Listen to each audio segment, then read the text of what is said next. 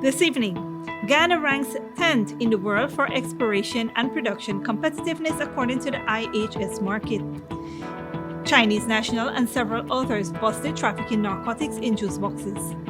First Lady obtains 100 scholarships for Indigenous women to study maritime and offshore entrepreneurship. In the region, Mexicans protest following murders of 5 journalists this year, and internationally, India police accused of brutal killings in zero-tolerance drug crackdown. Greetings and welcome to another edition of Channel 2 Headline News Updates. I am Baby Bacchus. Thank you for joining us. Guyana has performed so well in managing the oil and gas industry that it now ranks 10th in the world for exploration and production competitiveness by IHS Markit, an internationally respected business intelligence firm. Daniel Jorgen, Markit's vice president and an energy specialist, revealed this in a remote address at last week's International Energy Conference and Expo. Jorgen said, quote, "Guyana today is in a competitive position. IHS Markit Petroleum Economics and Policy Solutions analyst ranks it as the 10th most competitive jurisdiction for upstream investment out of 45 countries. And I hasten to add, ahead of Brazil and ahead of Argentina. That's a position that Guyana should strive to maintain." End of quote. Jorgen said Guyana is proving to be a model for how to get things done and for developing institutions that the times require. He added that an important message is being sent to companies around the world that Guyana has a trustworthy investment climate that will bring investment and partners into other sectors. Markit's assessment is that the main challenge for Guyana is managing the flow of money to the country to prevent overheating and distortion of the economy. A regulatory system that meets the need of the people and embodies high environmental standards, that will provide sustained revenues for development and rising standards of living. A framework for the development of the country's resources in an appropriate way and an environmentally responsible way that will work for the people of Guyana. Vice President Dr. Barra Jagdeo has said that while overheating is a fair concern, the government is keeping a watchful eye. This caution will be especially pertinent as Guyana's revenues balloon. With current production, Guyana is already expecting almost $1 billion this year. Its recoverable resource, according to analysts, is expected to balloon. A Chinese national and several others were brought before the courts on narcotics trafficking charges. Dale Jarvis has more. Chinese national Shi Yu Fang Wang appeared before Her Worship Anne McLennan at the Georgetown Magistrate Court to answer the charge of trafficking in narcotics on Monday, February 21st, 2022. Along with 2 male Guyanese, 42-year-old Bernard Prasad and 41-year-old Godfrey Neblett were charged after Kanu police discovered liquefied cocaine hidden in 6 carton boxes of juice within a shipment containing snacks at the DHL Express Guyana on February 17, 2022. Prasad and Neblett, both taxi drivers by profession, appeared in court on February 18th and pleaded not guilty to the charge. They were both remanded to jail until March 8, 2022. Wang was unable to plead due to the absence of an interpreter. The trio was charged in connection with the discovery of 8.8 kg of liquefied cocaine discovered in 6 carton boxes of juice at the DHL ship in Guyana. The narcotics had a street value of $4.4 million. Reporting for Headline News Update, Dale Jarvis. Thanks, Dale.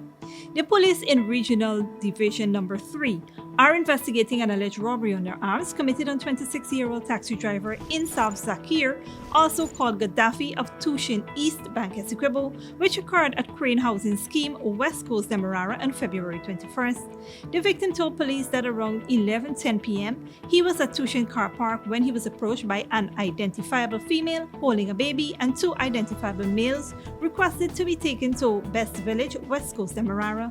However, as they were in the vicinity of Crane Housing Scheme, the male who was seated behind the driver grabbed him by the neck and demanded that he hand over his valuables. As the victim resisted, the man pulled out a knife and dealt him several stabs to his chest.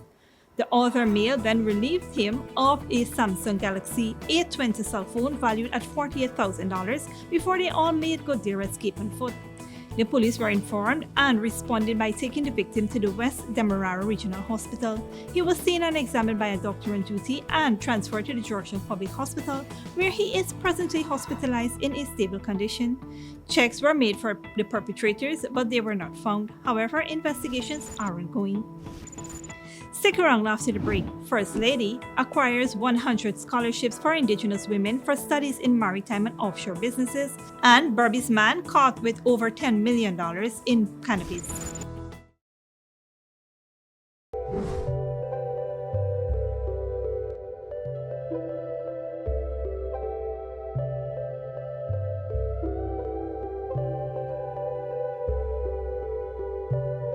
Sooner or later you will have another power failure. Are you prepared for the next blackout? Some essential equipment such as security cameras, lights, internet, gate motors, and water pumps may stop working. How can you prevent the next blackout? InverterTech has an affordable solution for you. A strong UPS system which uses the latest inverter and solar battery technology to prevent blackout. We smartly calculate your average power demand so you don't spend more than you need to. Call 223-2233 for more information. When you need money and you gotta get it fast, Creative Jewelry and Pawn Shop is the place for that confidential transaction in a quiet and secure location. You'll get the highest value per pennyweight for your gold and also enjoy the lowest interest rates and longest payback period too. Yes, for that instant transaction to solve a pressing financial problem. That Creative Jewelry and Pawn Shop, 46 Boyle Place, that's between the Ministry of Housing on Brickdam and White Castle Fish Shop. Be your first and only choice. Creative Jewelry and Pawn Shop, safe and sound, solid and secure, always there for you. Telephone 231-7878 and 223-8955. Maison Francois is the chocolate paradise of Guyana. From the moment you enter our store, you are welcomed by the sweet aroma of Belgian chocolate, pastries and other artisanal treats handmade by our European-trained chef. Our convenient location at the City Mall is the perfect place to take that special someone or to take home a little sweetness. So treat yourself with a taste of Paris in the heart of Georgetown, only at Maison Francois. Good girl forget things.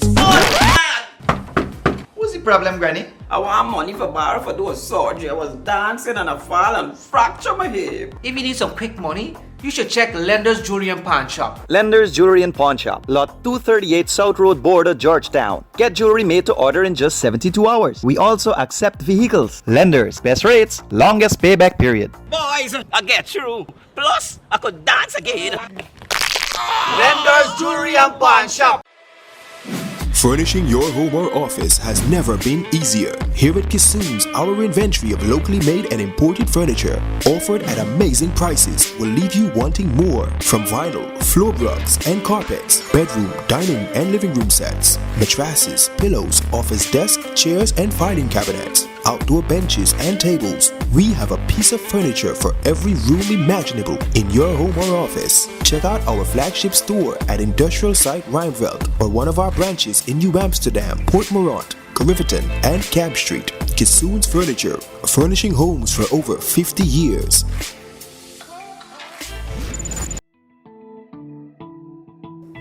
Welcome back.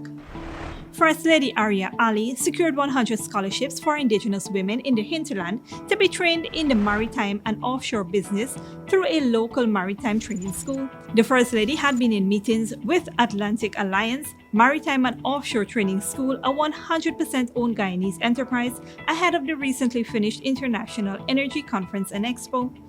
The 100 scholarships will be distributed over 4 years by the Office of the First Lady to Indigenous women from regions 1, 2, 7, 8, and 9. Its goal is to give technical training to help Guyana's fast-growing oil and gas industry. On Thursday, Mrs. Ali cemented the historic deal by signing an agreement with the executive directors of the school and several other stakeholders.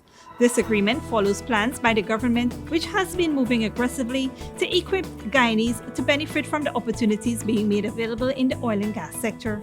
The Maritime Institution will provide unique training programs, which will focus on teaching practical skills to both local and international students through a blended approach.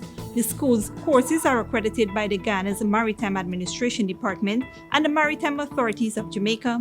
It is currently awaiting accreditation from the National Accreditation Council of Guyana, while plans are underway for it to become a VTech certified institution. The Guyana Prison Service has received approval from a non-profit skills development specialist and an awards organization for 8 officers training program. Esther Service has more details.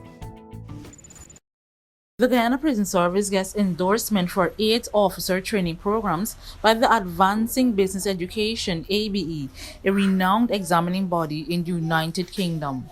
This was made possible by Nicolon Elliott, Deputy Director of Prisons Acting, with the support of the managerial team and key players within the Ministry of Home Affairs. According to the release, the training programs offered for the Certificate of Endorsements by ABE are Correctional Transition Training, Probationers Proficiency Course, Supervisory Proficiency Course Part 1, Supervisory Proficiency Course Part 2, Junior Management Proficiency Course, Junior Correctional Leadership Course, Senior Correctional Leadership Course, and Training for Trainers. According to the director, quote, endorsement by ABE confirms that the program have been independently verified as being one of high standard, meeting the needs of participants and having robust quality assurance, end quote.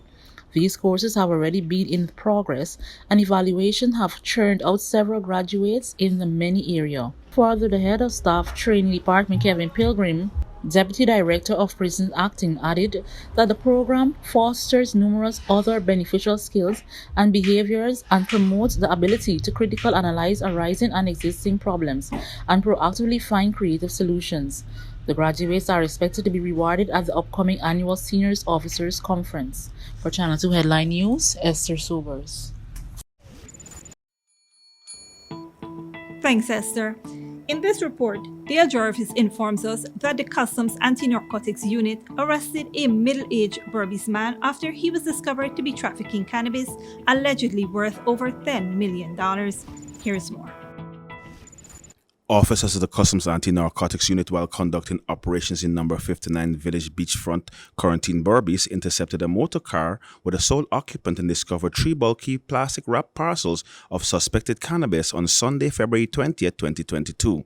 48-year-old Sion Benjamin was arrested and escorted to the Canoe's Berbice office along with the suspected narcotics. He was subsequently transferred to the Canoe headquarters along with the suspected narcotics, where it was tested and proven to be cannabis, weighing a total of 80 pounds and a street value of approximately $11.6 million. Investigations are ongoing. Reporting for Headline News Update, Dale Jarvis. Thanks, Dale. Don't go away after the break. Mexicans protest following murders of 5 journalists this year, and Putin recognizes independence of Ukraine breakaway regions. But before that, here's the bridge retraction schedule.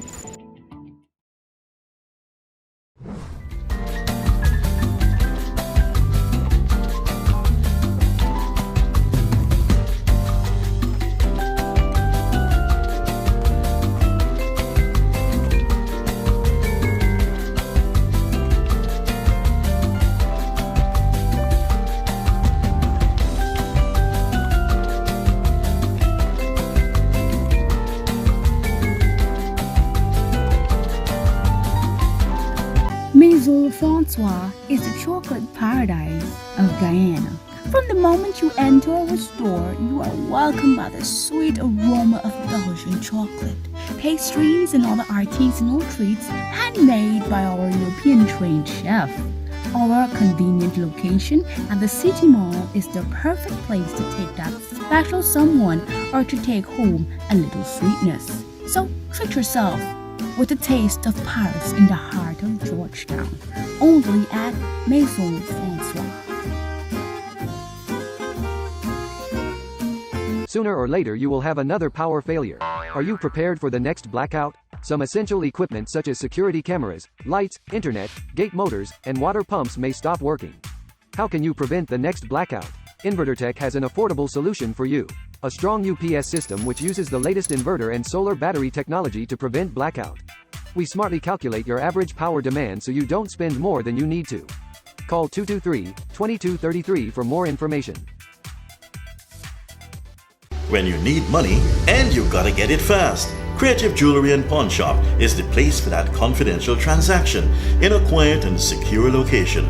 You'll get the highest value per pennyweight for your gold and also enjoy the lowest interest rates and longest payback period too. Yes, for that instant transaction to solve a pressing financial problem. That Creative Jewelry and Pawn Shop, 46 Boyle Place, that's between the Ministry of Housing on Brickdam and White Castle Fish Shop. Be your first and only choice.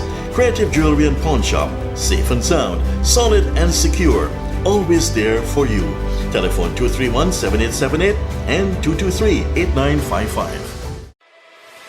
Furnishing your home or office has never been easier. Here at Kissoon's, our inventory of locally made and imported furniture, offered at amazing prices, will leave you wanting more. From vinyl, floor rugs and carpets, bedroom, dining and living room sets, mattresses, pillows, office desk, chairs and filing cabinets, outdoor benches and tables. We have a piece of furniture for every room imaginable in your home or office. Check out our flagship store at Industrial Site Rijnveld or one of our branches in New Amsterdam, Port Morant, Riverton and Camp Street. Kissoon's Furniture, furnishing homes for over 50 years. Good girl forget things. What's the problem, Granny? I want money for borrow for those surgery. I was dancing and I fall and fracture my hip. If you need some quick money, you should check Lender's Jewelry and Pawn Shop. Lender's Jewelry and Pawn Shop, lot 238 South Road Border, Georgetown. Get jewelry made to order in just 72 hours. We also accept vehicles. Lenders, best rates, longest payback period. Boys, I get through. Plus, I could dance again. Lender's Jewelry and Pawn Shop. Welcome back. Here now is our junior reporter, Talisha Holder, with today's regional and international news. Good evening. Now we take a look at news in the region and around the world. Journalists in Mexico are calling on their president to stop verbally attacking them after a wave of violence against news media workers. 5 journalists have been killed in attacks so far this year. Al Jazeera's Manuel Repalos reports. These are news professionals in Mexico protesting violence against journalists. The protests have marked a rift between journalists and Mexico's president, Andrés Manuel López Obrador. Buenos días, presidente. During a press conference with the president, reporters staged a silent demonstration over the growing list of slain journalists. Nos queremos abstener, presidente. We would like to abstain from asking questions, Mr. President, because the principal killers of us, journalists, are public servants.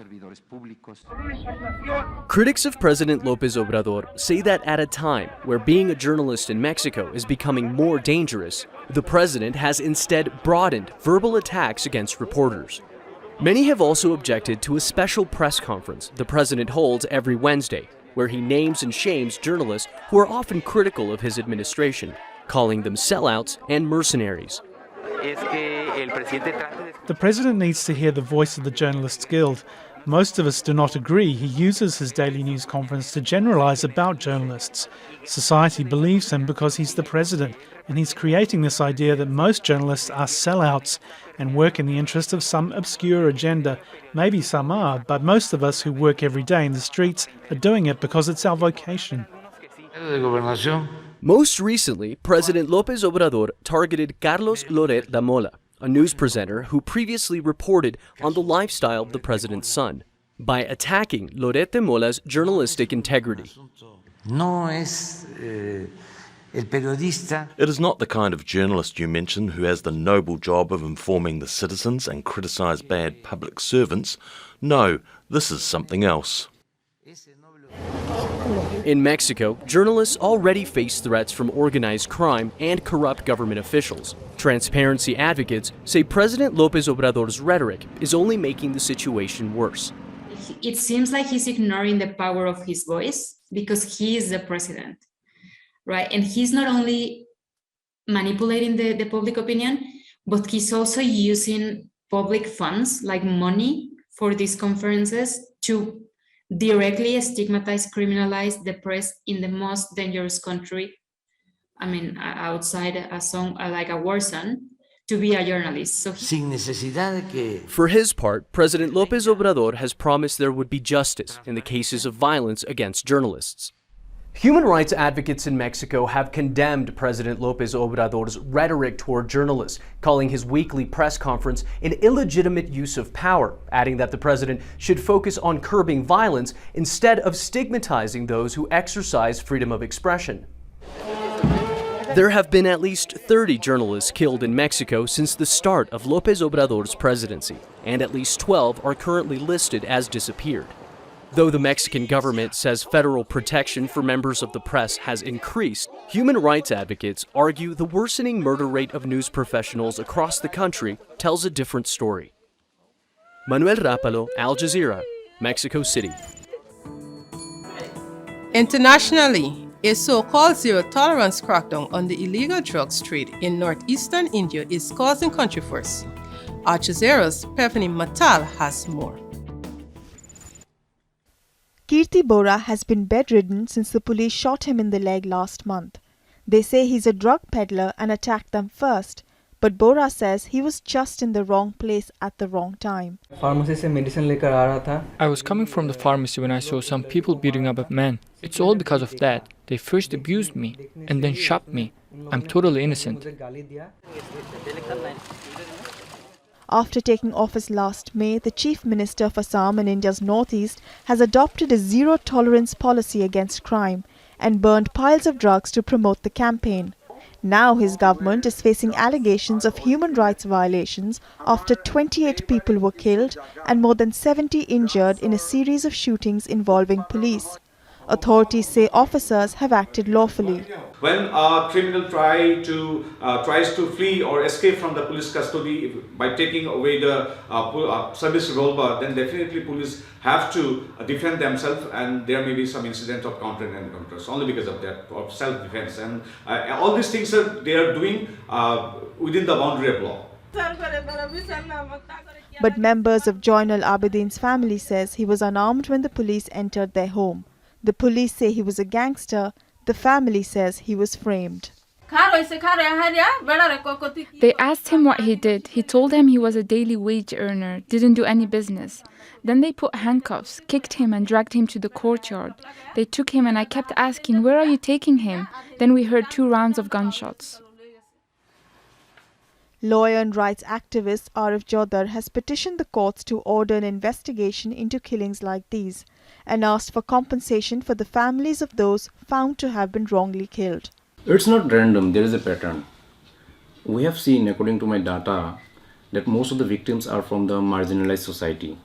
And by marginalized society, I mean from the indigenous tribals people, from the minority Muslims, and from the poor people.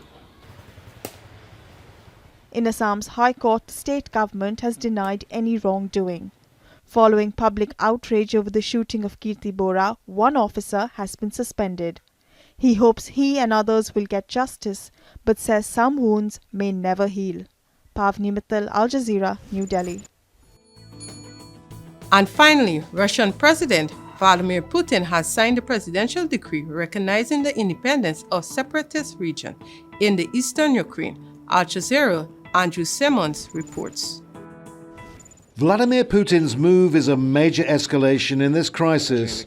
First, he staged a televised meeting of Russia's National Security Council where he made a show of considering appeals from his top aides on whether to recognize the 2 Russian-backed breakaway states in Ukraine as independent.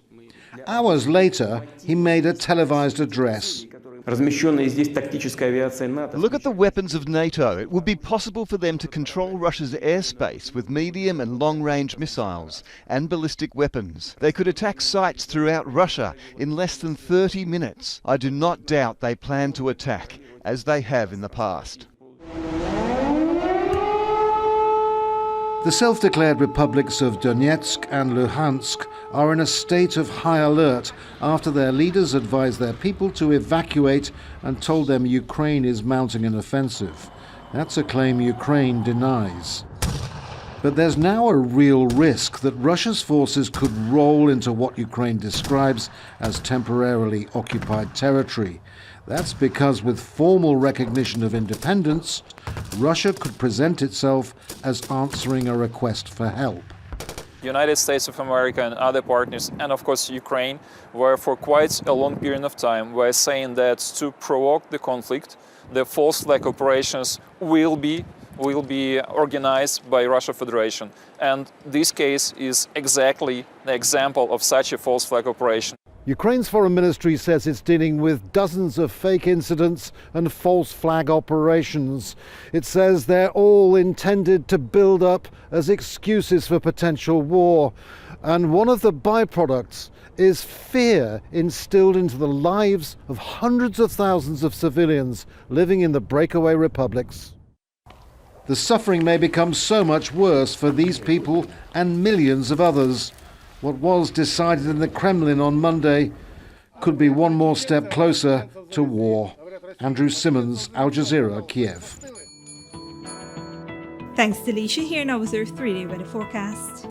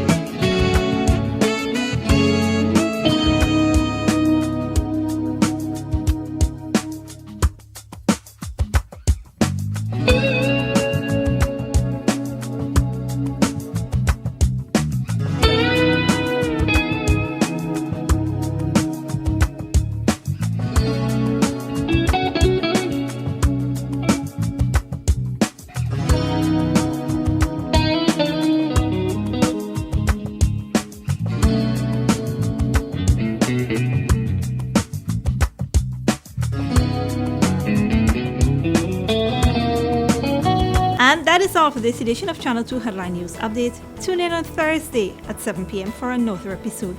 Be sure to subscribe, like and follow us on Facebook and YouTube. Until then, please take care of yourself and each other, and a happy Mashramani to all.